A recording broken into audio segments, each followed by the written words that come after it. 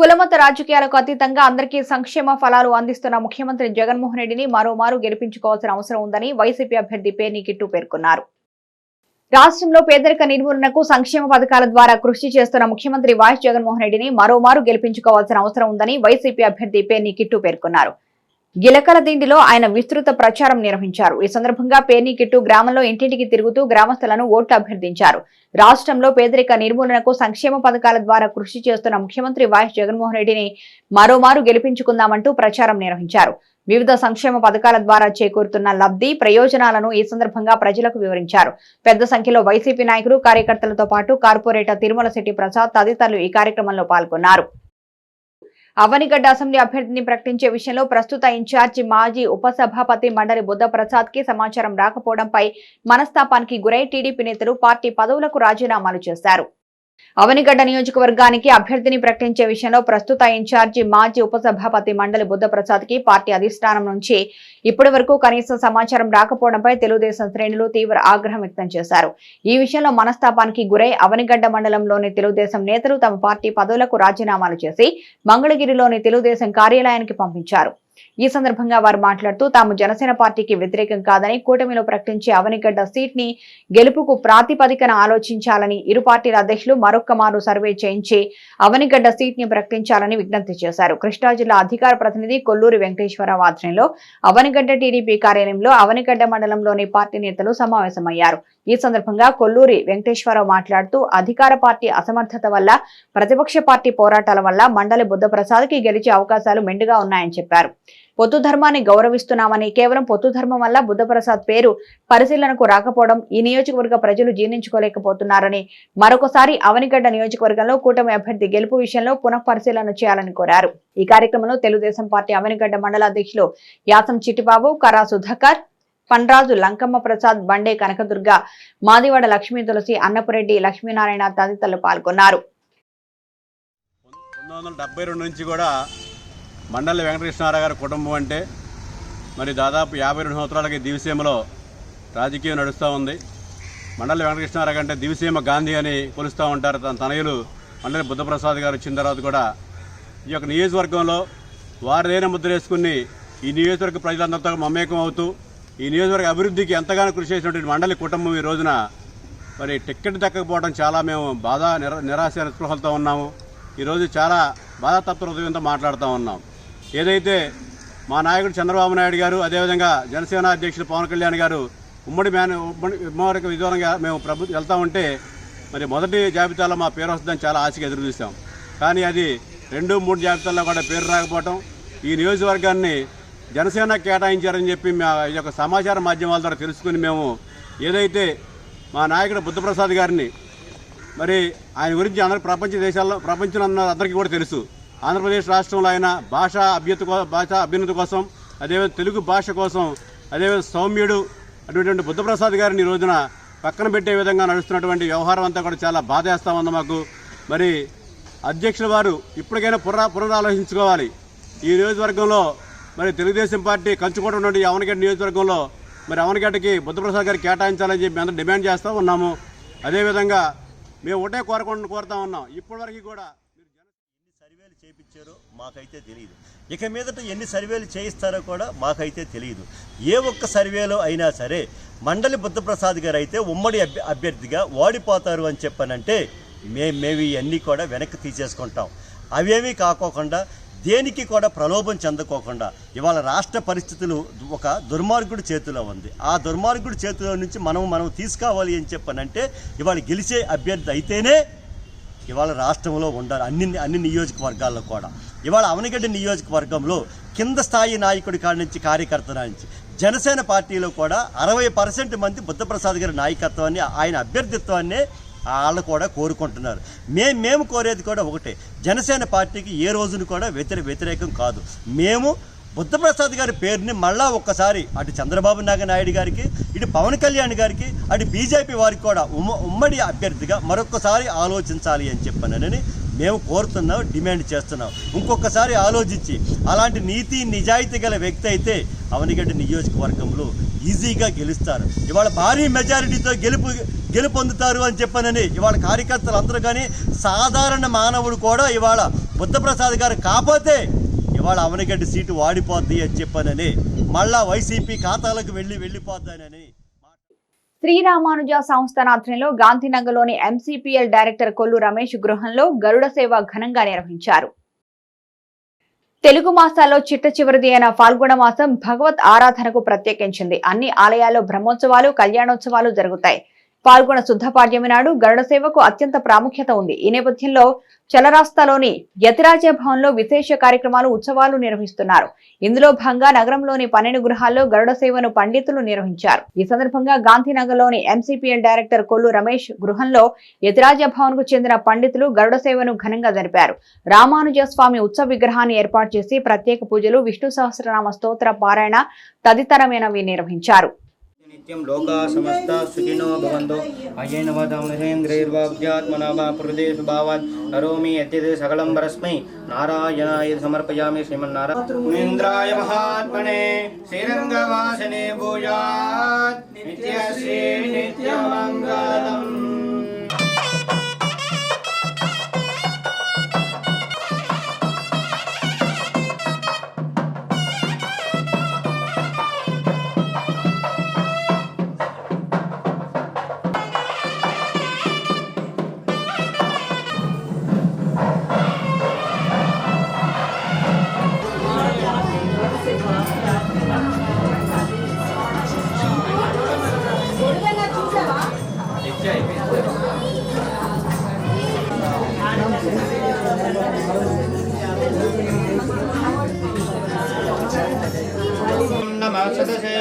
नमः सतसस्पदये नमः सकीनां पुरोगाणां चक्षुषे नमो देवे नमादरमणे लक्ष्मी नादमारम्भां नादयां नवद्यमा अद्भुताचार्यपर्यन्तां वन्दे गुरुपरम्परां योनित्यमज्जदवदां भजैक्मरक्म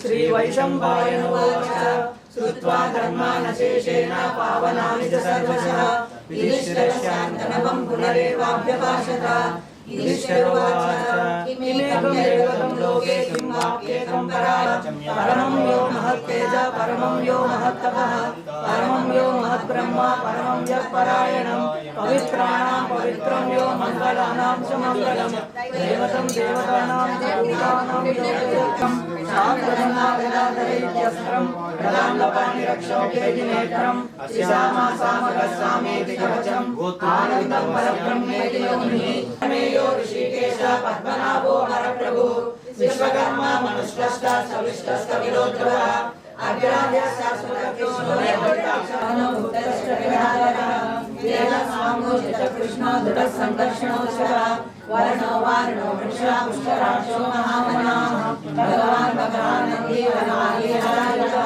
आदित्यो ज्योतिरादित्य सयावे शङ्के चक्रे चनन्दति श्रीमान् नारायणो विष्णु वासुदेवो विरक्षतु श्री वासुदेवो रमेति रमे रामे मनोरमे सहस्रनाम तत्तुल्यं राम नाम वरानने श्रीराम राम रामेति पुरुषङ्गैकण्ठे यन्नानि मन्नन् बालिन्ने लक्ष्मीर्णलाक्षाङ्गदाक्षादिवच्चवक्षसे शिवमङ्गलाय सर्वेषां श्रीरङ्गाम्ने सर्वभोगाय मङ्गलं केशववासञ्जनादो वा श्रीपतिर्वेददात्रिकै विदर्गाय महाप्राज्ञे भाष्यमाराय मङ्गलं गुलामोलादिन्नाय दोषिताखिलसूरये औम्यदामात्रमणये शान्तायाप् अडियोमोडन् निन्नाडुडनमिन्द्रियाय नल्पल्लाण्डे अडिवायिं वरमार्गणे मार्गेन्द्रमङ्गलगिरङ्ग श्रीमद्भद्रामदिनं संवर्धया श्रीमन्नश्रीरङ्ग श्रीमद्भद्रामदिनं संवर्धया नमः श्रीशै मारन् திருவாய்மொழி பொருளை மாநிலத்தோடு திரும்படி உரைக்கும் சீர் செய்யதாமரை தாளினை வாழியே சேலைவாழி திருநாளையோ சதமானம் பவஜதாய பிரசதேந்திரியே ஆயுஷ்ரேவேந்திரியே பிரதேதிஷ்டாஸ்தி. మచిలీపట్నంలో మంచినీటి సమస్యకు నగరపాలక సంస్థ నిర్లక్ష్యమే కారణమని టీడీపీ కార్పొరేటర్లు ఆరోపించారు. మచిలీపట్నంలో మంచినీటి సమస్యకు నగరపాలక సంస్థ నిర్లక్ష్యమే కారణమని టీడీపీ కార్పొరేటర్లు ఆరోపించారు. టీడీపీ కార్యాలయంలో ఏర్పాటు చేసిన మీడియా సమావేశంలో వారు మాట్లాడుతూ ప్రతిరోజు మంచినీళ్లు ఇస్తామన్న స్థానిక ఎమ్మెల్యే హామీ ఏమైందని ప్రశ్నించారు. ప్రస్తుతం రోజు విడిచి రోజు సరఫరా చేసే పరిస్థితి పోయి 2 రోజులకోసారి నీటి సరఫరా చేయాల్సి రావడం నగరపాలక సంస్థ అవగాహన రాహిత్యానికి అసమర్థతకు నిదర్శనమని వారు విమర్శించారు. వేసవికి ముందే మంచినీటి ఎద్దడి ఎదుర్కొనేందుకు నిర్దిష్ట ప్రణాళిక రూపొందించడంలో నగరపాలక సంస్థ ఘోరంగా విఫలమైందన్నారు.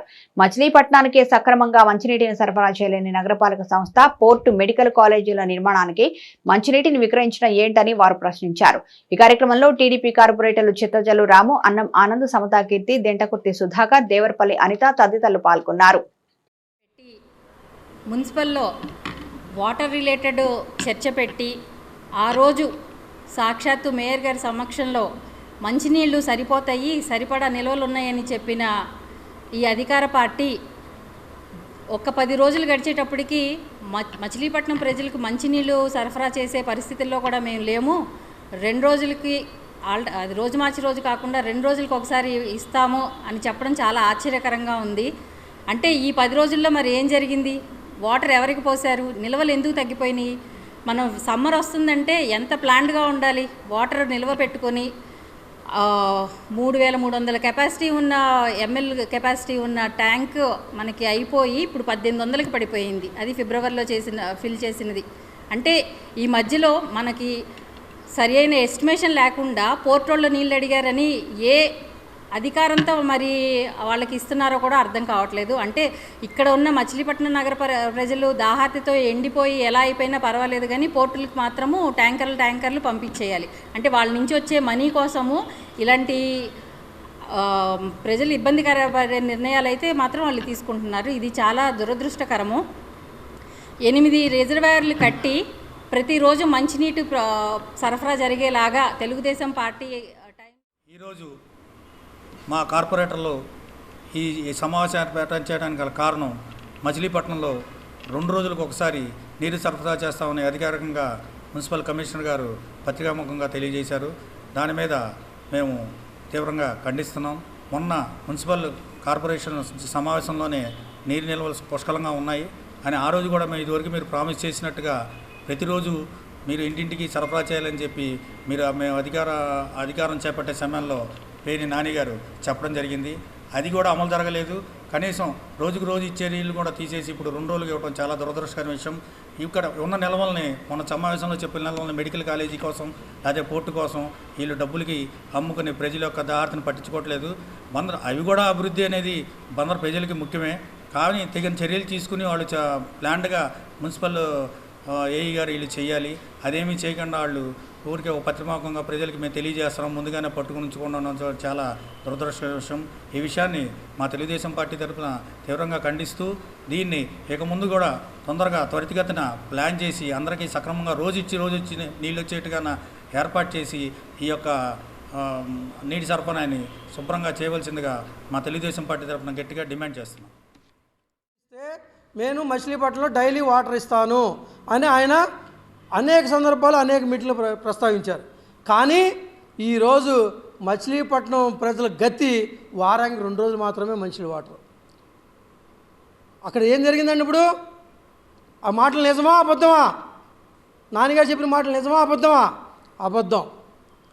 రేపు ఫ్యూచర్లో కూడా మీరు కనుక 2024లో కూడా ఏ మాయ మాటలు మీరు కనుక నమ్మితే మన మచిలీపట్నం ప్రజలు అధోగతి పాలవుతారు.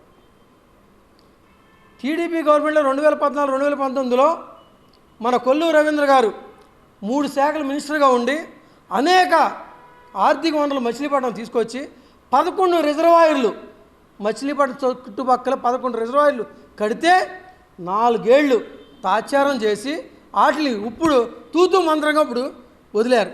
అవి కాస్త సరిగ్గా సెట్ అవ్వలేదు. మళ్ళీ పాత రూట్లో వదిలేశారు. మొన్న మా ఏరియాలో రిలీజ్ కాలనీలో కొత్త ట్యాంక్ ఓపెన్ చేశారు రిజర్వాయర్. అదేమైంది? వాటర్ సరిగ్గా రాక ఎక్కడ లీకులు అయిపోయి ఆ ఫ్రెష్గా ఎక్కడ పైపులు పగిలిపోతే మళ్ళీ ఏం చేశారు? దాన్ని ఆఫ్ చేసి మళ్ళీ పాత రూట్లో వాటర్ వదిలేరు. అలా జరుగుతున్నాయి ఇప్పుడు పరిస్థితి మచిలీపట్నం పిల్లలకి.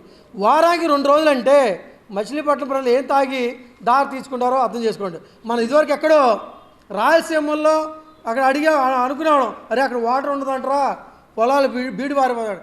ఈరోజు మన ఆంధ్రప్రదేశ్ మోపిదేవి మండల పరిధిలోని కొక్కిలిగడ్డ ప్రమాద బాధితులను అవనిగడ్డ ఎమ్మెల్యే సింహాద్రి రమేష్ బాబు పరామర్శించారు.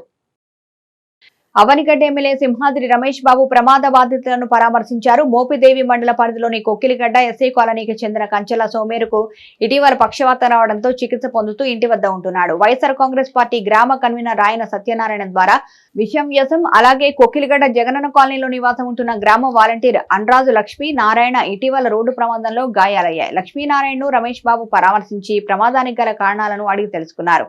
ఈ కార్యక్రమంలో వైసీపీ నాయకులు గరికిపాటి వెంకటేశ్వరరావు, తోట కృష్ణాంజనేయులు, గండు దుర్గారావు తదితరులు పాల్గొన్నారు. కాకినాడ శివాలయంలో పూజారిపై దాడి చేసిన వైసీపీ నాయకుడిపై చర్యలు తీసుకోవాలని బీజేపీ, టీడీపీ, జనసేన బ్రాహ్మణ నాయకులు డిమాండ్ చేశారు. కాకినాడలోని శివాలయంలో పూజారిపై వైసీపీ మాజీ కార్పొరేటర్ చంద్రశేఖర్ దాడి చేయడాన్ని వారు ఖండించారు. పూర్ణిమను పురస్కరించుకొని ఆలయం భక్తులతో కిటకిటలాడుతున్న నేపథ్యంలో వైసీపీ నాయకుడు సరైన ప్రాముఖ్యత లభించలేదని, పూజారిపై దాడికి పాల్పడడం హేయమైందని వారన్నారు. ఇప్పటి వరకు పూజారిపై దాడికి పాల్పడిన వైసీపీ నాయకుడిపై చర్యలు తీసుకోకపోవడం ఏంటని వారు ప్రశ్నించారు. వైసీపీ పాలనలో బ్రాహ్మణులు అణచివేతకు గురవుతున్నారని వారు ఆరోపించారు. ఈ కార్యక్రమంలో బీజేపీ నాయకుడు అయోధ్యరాము, ధూళిపాల శ్రీరామచంద్రమూర్తి, టీడీపీ నాయకుడు పివి ఫణికుమార్ తదితరులు పాల్గొన్నారు. లోటస్ సంస్థ సుఖినో భవంతు అంటూ ప్రజలంతా క్షేమంగా ఉండాలి, అందులో నేనుండాలి అనుకుని మరి దేవాలయాల్లో అర్చకులు కానీ పూజారులు కానీ ప్రతినిత్యం ఆ స్వామివారికి నివేదన చేస్తూ భక్తులకు మంచి జరగాలని కోరుకుంటూ దేవాలయాల్లో పూజలు చేస్తారు. అలాంటి దేవాలయాల్లో ఇవాళ వైసీపీ అధికారంలోకి వచ్చిన తర్వాత దాడులు ఎక్కువైపోయినాయి. ఈ 5 సంవత్సరాల పరిపాలనలో ముఖ్యంగా నిన్న ఎలక్షన్ కోడ్ వచ్చిన తర్వాత కూడా వైసీపీ దాడులు ఏ విధంగా ఉన్నాయంటే, కాకినాడ శివాలయంలో అర్చకులు సాయి శర్మ, విజయ్ కుమార్ శర్మలపై వైసీపీ మాజీ కార్పొరేటర్ సిరియాల చంద్రశేఖర్ ఏమీ లేదండి, లైన్లో కాసంత ఉండండి, ప్రసాదం తీసుకుని వెళ్దురు కానీ అంటే గర్భగుడిలో సాక్షాత్తు కాకినాడలో దేవాలయంలో శివాలయంలో గర్భగుడిలో పూజారిని పట్టుకుని తిట్టరాని పూతులు తిడుతూ ఇష్టం వచ్చినట్టు నోటికి వచ్చినట్టు మాట్లాడి చంపమ్మడు కొట్టాడు. ఎంతవరకు సవ్వండి? ఇవాళ ఆ అర్చకుడికి రాజకీయాలతో ఎటువంటి సంబంధం లేదు. ఏదో ఆ అర్చకుడు కాసేపు నిలబడండి, అందరితో పాటు ప్రసాదం ఇస్తాను, తీర్థం ఇస్తానంటే నాకు ముందర ఇవ్వని చెప్పి కొట్టాయంటే ఇవాళ వైసీపీ పాలకుల అహంకారం ఎట్లా? నన్ను లైన్లో ఉండమంటావా అని చెప్పి చెంప మీద కొట్టాడు ఆయన. అంతేకాదు అదేంటి నన్ను కొడుతున్నావు ఏంటి చెప్పి అడిగినందుకు నన్నే ప్రశ్నిస్తామని చెప్పి కాలుతో కూడా తంతే కింద పడ్డాడు. కింద పడితే ఆ కేకలేస్తే పక్కనున్నటువంటి ఇంకొక విజయ్ కుమార్ శర్మ అని చెప్పి అతను కూడా పరిగెత్తుకొచ్చాడు. పూజారి పరిగెత్తుకొస్తే నువ్వెవడరా అని చెప్పి వాడిని కూడా లెంపకాయ కొట్టాడు. ఇదంతా కూడా భక్తులు చూస్తుండగా జరిగినటువంటి సంఘటన ఇది. ఇదంతా కూడా సీసీ వాటిలో రికార్డ్ అయ్యింది కూడా. ఈయన అంతేకాకుండా దేవాలయంలో గర్భగుడిలో పచ్చిబూతులు మాట్లాడాడు. చాలా అనరాని మనం చెప్పుకోవడానికి కూడా సిగ్గు అనమాట. అటువంటి పచ్చిబూతులు మాట్లాడి బ్రాహ్మణులు అక్కడ పూజారులను అవమానించడమే కాకుండా వైసీపీ ప్రభుత్వం వచ్చిన తర్వాత దేవాలయాల్లో విగ్రహాలు వెగలగొట్టడం, రథాలు తగలబెట్టడం, ఏదైతే అర్చకులకి అందరికీ కూడా నేను సరి అయినటువంటి జీతాలు ఏర్పాటు చేసి చక్కటి ఉన్నతమైన స్థితి కల్పిస్తాను, క్వార్టర్లు కట్టిస్తాను అని చెప్పి హామీ ఇచ్చినటువంటి ఈ జగన్ ప్రభుత్వం ఏదైతే ఉందో ఇవాళ ప్రత్యేకంగా కనబడకుండా దొడ్డిదారులో బ్రాహ్మణుల మీద ఖర్చు పెట్టుకొని ఇటువంటి దారుణ అకృత్యాలు చేస్తున్నటువంటి పరిస్థితి వాళ్ళ రాష్ట్రంలో ఉంది. దీన్ని మొత్తం సమాజంలో ప్రజా సంక్షేమం కోసం దేశ నిన్న పౌర్ణమి సందర్భంగా కాకినాడ శివాలయంలో పూజలు నిర్వహిస్తున్న అర్చకుడిపై స్థానిక వైసీపీ నాయకుడు మాజీ కార్పొరేటర్ చంద్రశేఖర్ గారు ఆయనకి సముచితమైన స్థానం ఇవ్వలేదని ఆక్రోశానికి గురై ఏదైతే దేవాలయంలో అర్చకుడిపై దాడి చేయటం చాలా దౌర్భాగ్యమైన పరిస్థితి. కానీ ఈనాటికి ఈ సమయానికి కూడా వారిపై కేసు పెట్టడం కానీ ఎటువంటి చర్య తీసుకోవటం చాలా బాధాకరమైన విషయం. ఖచ్చితంగా ఏదైతే ఈ వైసీపీ ప్రభుత్వం వచ్చిన నాటి నుండి నేటి వరకు అర్చకుల మీద కానీ దేవాలయాల మీద కానీ ఎన్ని రకాలుగా దాడులు జరుగుతున్నాయో మనందరం గమనిస్తున్నాము. ఇప్పటికైనా ఈ రాష్ట్ర ప్రభుత్వం కనువింపు చేసుకుని ఏదో చంద్రశేఖర్ మీద కేసు బుక్ చేసి తక్షణమే అతన్ని అరెస్ట్ చేయాలని చెప్పేసి భారతీయ జనతా యువమోర్చా తరఫున డిమాండ్ చేస్తున్నాం. మోపిదేవి మండలం పెదప్రోలు గ్రామంలో శ్రీ అద్దంకి నాంచారమ్మ అమ్మవారి వార్షిక జాతర మహోత్సవం పండుగ వాతావరణంలో జరిగింది. మోపిదేవి మండలం పెదప్రోలు గ్రామంలో శ్రీ అద్దంకి నాంచారమ్మ అమ్మవారి వార్షిక జాతర మహోత్సవం పండుగ వాతావరణంలో జరిగింది. గత 15 రోజుల నుంచి గ్రామోత్సవంలో భాగంగా గ్రామంలో ఇంటింటికి తిరుగుతూ పూజలు అందుకున్న నాంచారమ్మ అమ్మవారు మంగళవారం తెల్లవారుజామున ఆలయానికి చేరుకున్నారు. ఆలయ ఉత్సవ కమిటీ అధ్యక్షులు ఆకుల వెంకటరామయ్య, అభివృద్ధి కమిటీ అధ్యక్షులు కూర గురుప్రసాదుల ఆధ్వర్యంలో ఆలయ కార్యదర్శి కూరపాటి కోటేశ్వరరావు పర్యవేక్షణలో చెల్లపల్లి సిహెచ్ నాగప్రసాద్ బందోబస్తు నడుమ నాంచారమ్మ అమ్మవారి వార్షిక జాతర రంగరంగ వైభవంగా నిర్వహించారు. 2 లక్షల మంది అమ్మవారిని దర్శించుకోగా భక్తులకు ఎటువంటి అసౌకర్యం కలగకుండా ఆలయ కమిటీ సభ్యులు ప్రత్యేక ఏర్పాట్లు చేపట్టారు.